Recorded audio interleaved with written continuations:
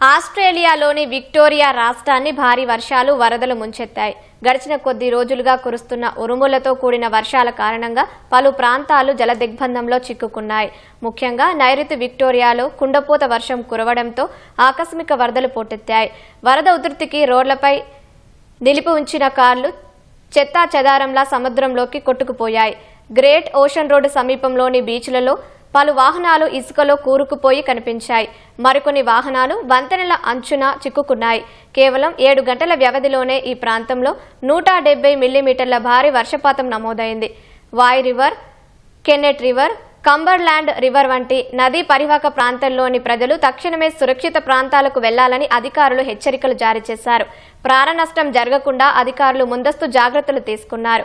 ఇప్పటి వరకు అందిన సమాచారం ప్రకారం ఎవరికీ ఎటువంటి గాయాలు కాలేదు.